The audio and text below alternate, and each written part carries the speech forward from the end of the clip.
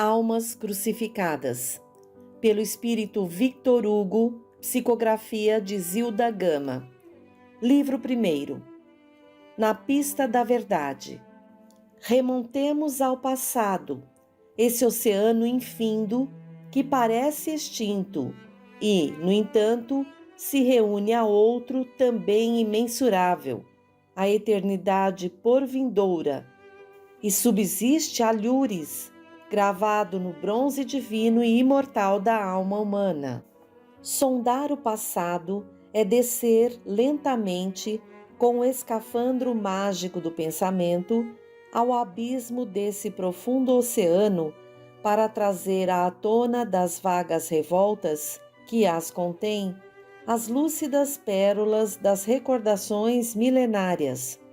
Façamos, pois, qual audaz pescador de preciosidades e aprofundemos no confuso Mediterrâneo do passado o próprio pensamento, essa fagulha estelar, prova insofismável do átomo celeste que existe em nosso âmago, lucificando o negror das paixões e das amarguras terrenas, dando-nos a certeza de que somos realmente herdeiros siderais, confiantes de que o universo pertence às centelhas divinas, de igual modo que os mais quantiosos erários dos potentados passam aos legítimos sucessores. Penetremos no vetusto solar de um denodado titular, o Conde de Morato, Tasso Solano, nos términos das cruzadas, dos lances cavaleirescos, das heroicidades bélicas, cujas façanhas estão em antítese às leis divinas e, no entanto, receberam o aplauso de quase todos os que deles tiveram conhecimento. Era esse alcázar uma sólida construção de alvenaria que já pertencera a diversos senhores e desafiava os séculos, tendo já então origem remota e obscura. Pertencia, na época a que nos reportamos, a uma família de heráldicos descendentes de famosos romanos que ali se aninharam em busca de serenidade espiritual, já que as águias altaneiras, batidas pelas devastadoras borrascas, se recolhem nos ápices das cordilheiras, ansiosas de ar livre, de luz e, principalmente, de liberdade, temendo os seus mais cruéis e invencíveis adversários, os audazes caçadores.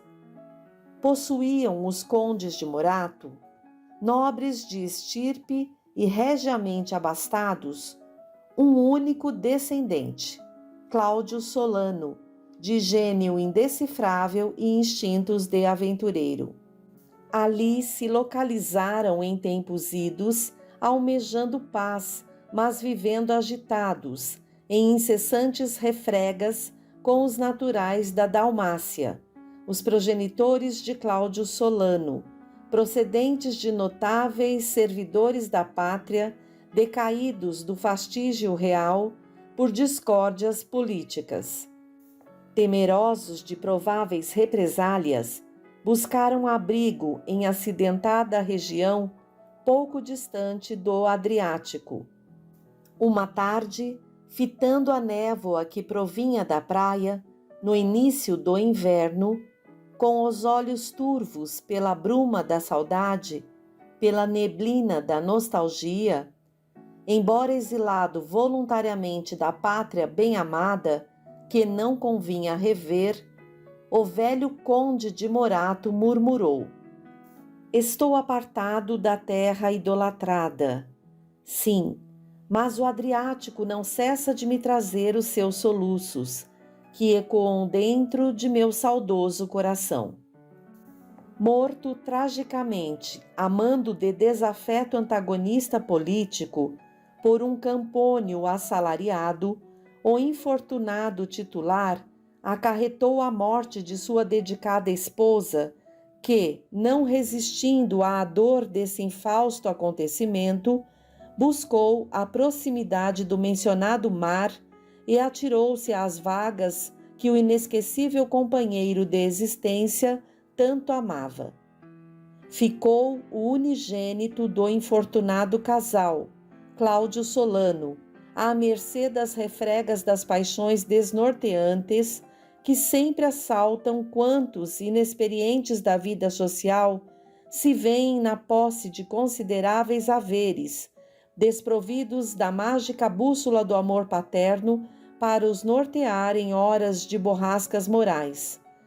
Ainda muito jovem, começou ele a percorrer longínquas paragens e só depois de haver despendido vultosa fortuna, retornou ao solar das sereias, que herdara de seus maiores, fatigado das longas jornadas e das pelejas sangrentas, após o imprevisto desaparecimento de São Luís, sob cujas ordens servira, o qual foi completamente vencido pelos sarracenos. De temperamento impetuoso e arbitrário, sabia ele, contudo, dominar os impulsos agressivos à custa de muito esforço e do apuro mental em que fora criado, pois seus genitores lhe haviam dado primorosa instrução.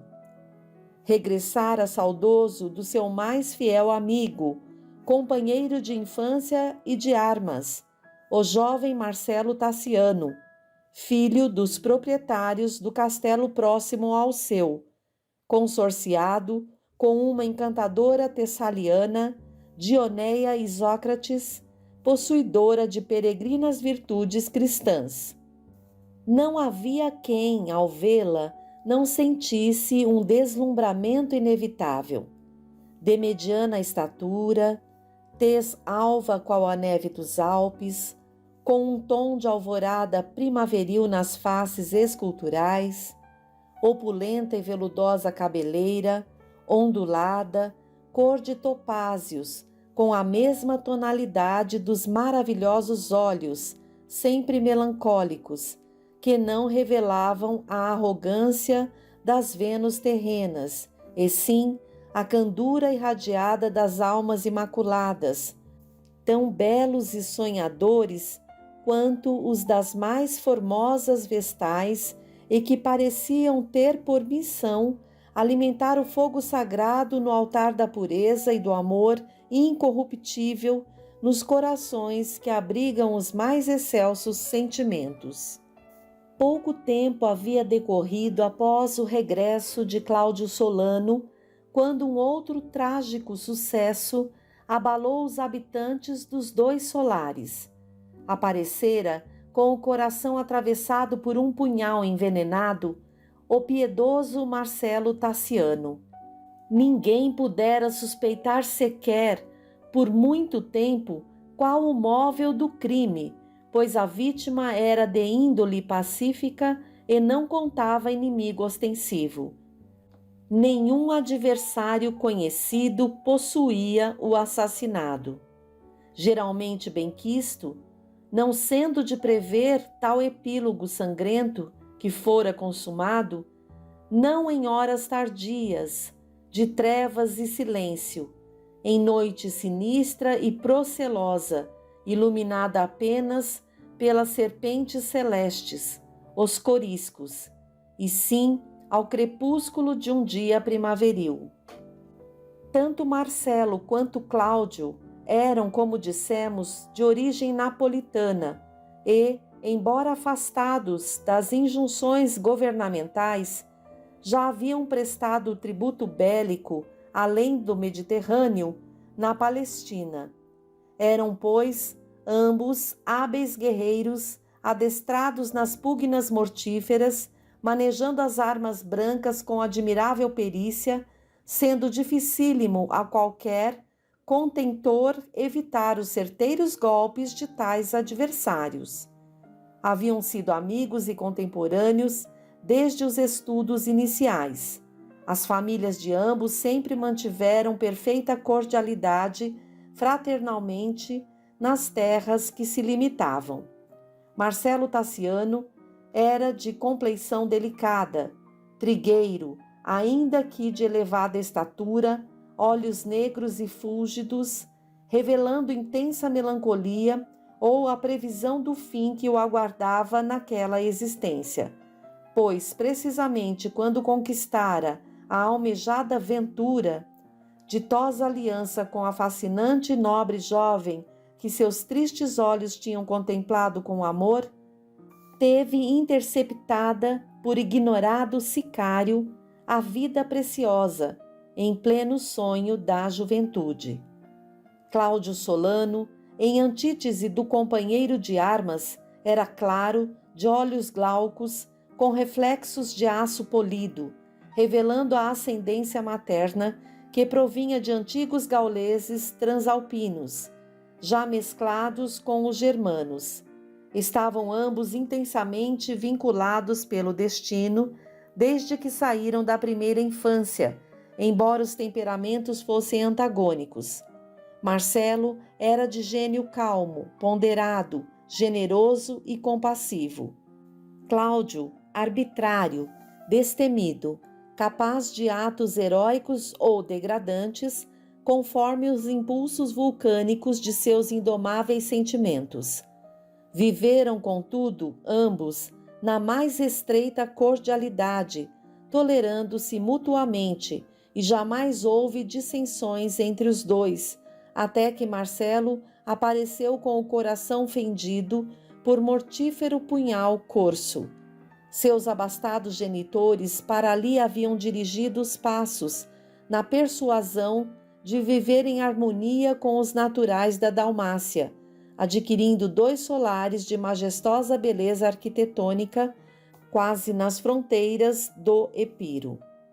Para a construção das 2 senhoriais habitações, foram contratados famosos artífices atenienses, que as fizeram um primor de arquitetura greco-romana, recebendo as designações de Solar do Cisne e das Sereias, das famílias de Marcelo Tassiano e Cláudio Solano, respectivamente.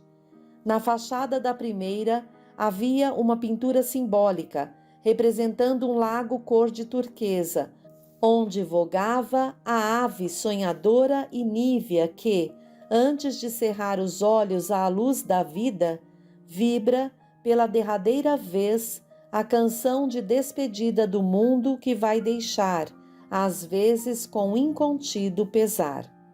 Dominavam os 2 castelos o cimo de uma colina, semelhando ambos formosas magnólias de mármores alvinitente, desabrochadas nos régios e extensos jardins que os rodeavam, unindo-se às árvores dos pomares, ora repleta de flores, ora de frutos dulçorosos.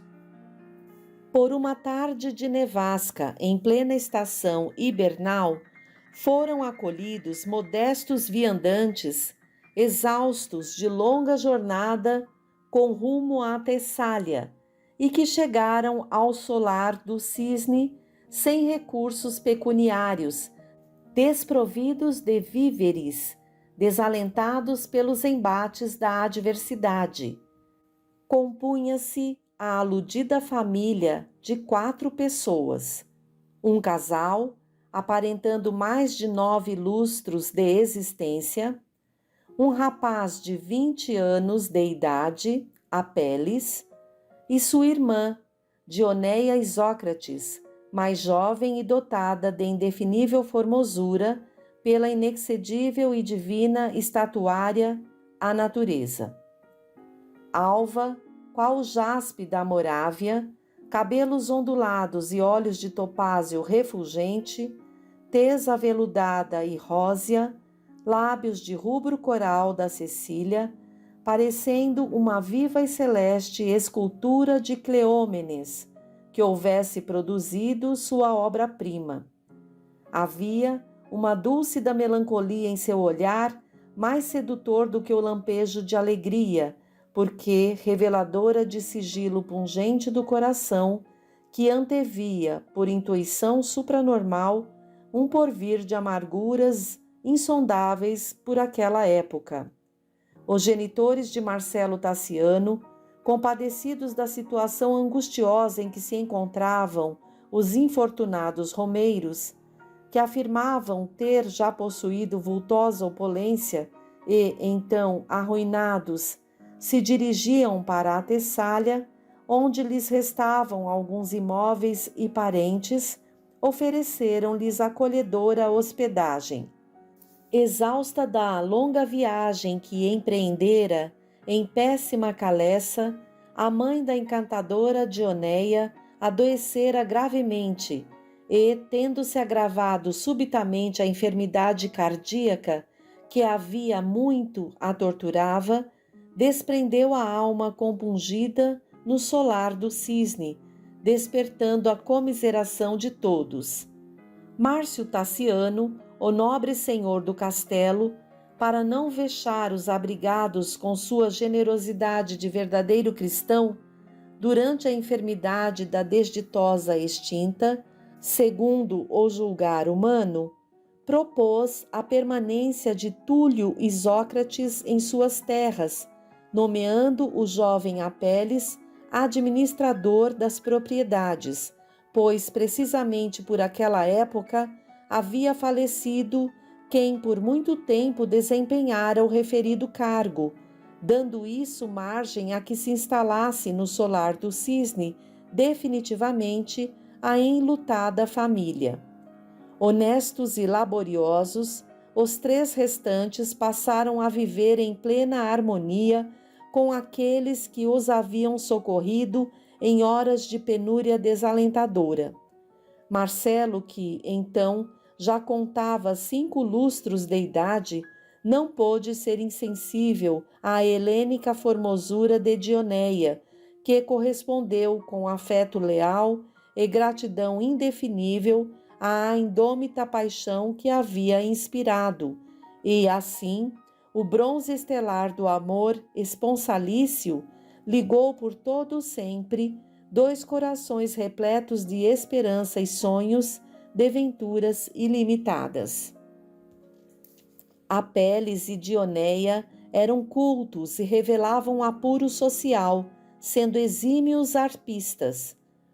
Uma brusca perda de fortuna fê-los lançar mão do que haviam aprendido e davam audições públicas que enlevavam os assistentes, tal a magistral interpretação com que executavam as mais famosas partituras daquela época. Na penosa decadência de fortuna em que estiveram, foi mister a venda dos amados instrumentos que dedilhavam com maestria, mas, por uma compensadora magnanimidade do destino, encontraram, no solar que os abrigou, as harpas que haviam perdido, como que ressuscitadas em um dos seus vastos salões.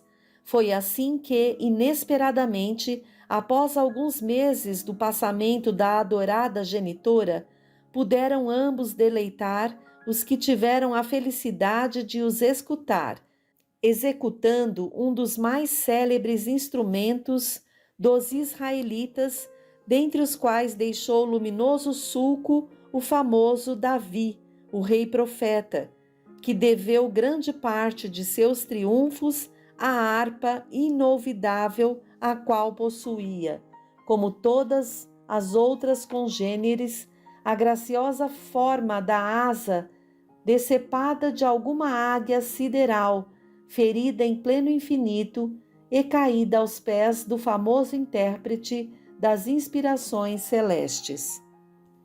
Da convivência das 2 famílias, embora de raças diferentes, resultou a centelha divina do amor que, desde logo, ligou os corações de Marcelo e Dioneia, que fantasiaram uma imarcessível ventura, longa e tranquila existência, abrigados na quietude daquele castelo que lhes pareceu haver sido edificado para os isolar do bulício dos grandes centros populosos, ilhando-os do mundo vário, para que infinita fosse a felicidade de ambos em plena idade das fantasias e das áureas ilusões.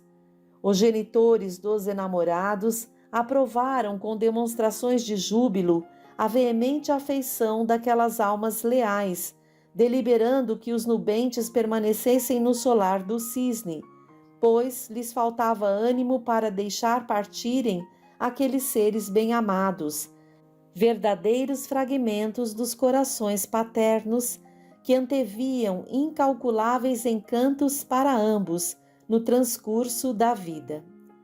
Somente Geucira, a consorte de Márcio Tassiano, não manifestou o mesmo entusiasmo de todos do Alcázar, porque algo de secreto, de desolador, de inexprimível presságio, lançou uma gota de fel no âmago do seu seio de mãe extremosa, sem que pudesse explicar quem lhe tinha vertido no mais precioso dos órgãos, o coração, que desvenda às vezes os arcanos do porvir caliginoso.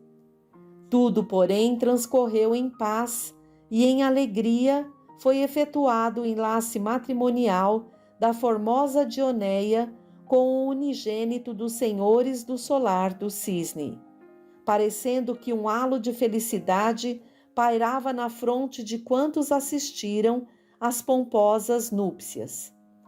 Uma tarde, inesperadamente, chegou ao belo Alcázar outra personagem, Cláudio Solano, a que já nos referimos após prolongada excursão pelo Egito e pela Etiópia, saudoso de rever o inesquecível amigo e companheiro de infância, recém-consorciado, o qual, um lustro antes, juntamente com outros conterrâneos, coparticipara das últimas cruzadas que fracassaram no reinado de Carlos d'Anjou, rei da França, irmão do desditoso Luís IX, denominado São Luís.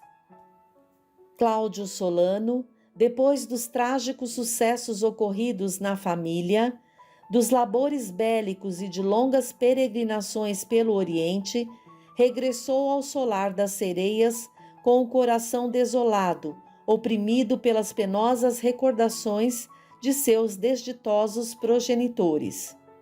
Sendo ambos, ele e Marcelo, filhos únicos de casais opulentos, viviam sem preocupações de ordem financeira e aliaram-se mais intimamente durante as refregas das cruzadas, ligados por estreita afeição fraternal. O retorno de Cláudio Solano foi recebido por Marcelo com demonstrações de intenso contentamento, pois estava ansioso por lhe apresentar a encantadora consorte, cuja beleza helênica era o alvo irresistível de todos os que tinham oportunidade de a conhecer, confessando que jamais lhes fora dado contemplar uma estátua humana que a excedesse nos traços primorosos, ultrapassando os das concepções de Fídias, que jamais pôde suplantar a divina escultora, a natureza. Cláudio Solano era mais alto e robusto do que o amigo e consórcio de armas. Tendo realizado prolongadas e dispendiosas excursões por longínquas paragens do antigo e único dos continentes de antanho, adquirira hercúlea robustez e invulgar cultura a respeito dos hábitos, literatura e filosofia de vários povos, excitando a admiração dos que tinham ocasião de lhe ouvir as proveitosas narrativas. Inteligência lúcida e multiforme, empolgava pela palavra, parecendo inspirado pelo numes siderais. Era alvo, embora tisnado pelos sóis das longas jornadas, cabelos acentuadamente louros com reflexos de labaredas. Dir-se-ia ser um atleta invencível do Coliseu romano. O retorno ao castelo onde viveram seus maiores e que todos julgavam abandonado pelo único herdeiro, causou regozijo no próprio solar, tanto quanto no de seu amigo Marcelo Tassiano. Por vezes, os afeiçoados e conhecidos que o visitavam maravilhados com as suas digressões históricas ou filosóficas, aplaudiam-no com incontido entusiasmo. Insensivelmente, porém, depois de alguns meses de permanência no seu alcázar, artisticamente reconstruído, visível metamorfose se operou no proceder do erudito Castelão. Por alguns dias tornou-se incomunicável, permanecendo no solar das Sereias, atendendo somente ao administrador quando urgia alguma solução referente aos serviços dos campônios tratados com rispidez. A transformação radical operada no proceder de Cláudio não podia deixar de causar reparos e comentários dos que lhe conheciam a verbosidade e o gênio folgazão. Ele se excusava a todos que o interrogavam, afirmando estar enfermo, causando-lhe os sofrimentos que o acometeram grande depressão moral, que talvez o levasse ao túmulo. Foi chamado ao castelo um ervanário grego, que lhe prescreveu diversos infusos vegetais e várias precauções alimentares, pois havia verdadeiro desequilíbrio circulatório que podia ser-lhe fatal. A indefinível alegria causada com o retorno de Cláudio Solano ao Alcázar sucedeu incontida tristeza. Foram suspensas as ruidosas reuniões no solar das Sereias, onde grande se tornou a preocupação motivada pela precária saúde do seu temido senhor. Raramente saía ele, fazendo apenas algumas excursões a pé, parecendo estar pesquisando os arredores do castelo, demorando-se em pequena propriedade que ficava nos limites de suas terras com as do solar do Cisne, onde raramente aparecia, proferindo então limitadas palavras. Raro era o dia em que recebia um amigo, sendo notável a mudança operada na indumentária, exceto quando ia retribuir as visitas de Marcelo Tassiano, caso em que observava desusado apuro no trajar e até na linguagem de poliglota. Em vão, o amigo de infância o interrogou sobre a causa de sua estranha transformação. A todas as arguições amistosas respondia com evasivas que deixavam em dúvida incessante os mais íntimos. Certa noite, bruscamente, dissera ele a Marcelo haver falecido em Nápoles sua prometida esposa. Marcelo tentou confortar-lhe o amargurado coração, até então invulnerável às invisíveis setas dardejadas por Eros. Às vezes ficavam Marcelo e a formosa consorte no salão nobre ou no parque do solar, tentando lenir a mágoa do desditoso amigo. Dioneia, sempre solícita e compassiva, proporcionava-lhe conselhos que eram acolhidos em silêncio, porém com reconhecimento pelo malogrado noivo. Ela, que era exímia harpista, em conjunto com Apeles, enlevavam os assistentes com as mais suaves harmonias. Uma noite, estando apenas os dois cônjuges e Cláudio no varandim do castelo, os genitores de Marcelo mandaram chamá-lo para lhe comunicar certa ocorrência com um dos campônios, vítima de um acidente de trabalho no qual teve decepado o dedo indicador da mão esquerda. Indômita tristeza empolgava o então taciturno Cláudio naquela tarde. Marcelo havia tentado vãmente confortar-lhe as mágoas. Ficando a sós por momentos, com a formosa consorte do amigo, seus olhos lampejaram semelhantes coriscos em céu proceloso, ou como se o cérebro, incendiado por chamejante pensamento, transmitisse labaredas pelas órbitas. Notável mutação se operou na fisionomia de Solano, que, com o vulcânico fulgor no olhar, fitou a aturdida Dioneia, interpelando-a com angústia. Dómina, conheceis a causa real do invencível pesar que me apunhala o coração? Sim, a morte prematura de vossa adorada noiva? Respondeu empalidecendo de emoção e surpresa. Não percebestes ainda, com a lúcida inteligência que possuís, Dómina, que sois a causadora de meu padecer, cujo desenlace certamente será trágico? Não, Domine, vossas palavras apavoram-me. Eu, que tenho procurado suavizar-vos a dor moral, que julgava sincera, como posso ser a sua causadora?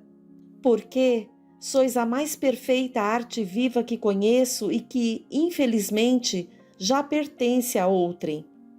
Como, Domine? É assim que retribuís o afeto do mais digno de todos os homens que conheço, Marcelo Tassiano? Não há tempo para digressões filosóficas. Depende de vossa resposta o futuro de muitas criaturas. Sabeis que sou muito mais opulento que vosso esposo? Não o amo pelo que ele possui nos cofres, e sim pelas nobres qualidades morais, Domine. Mesmo que não o amasse, ser-lhe-ia eternamente grata pelo acolhimento que me dispensou e aos que constituem minha família.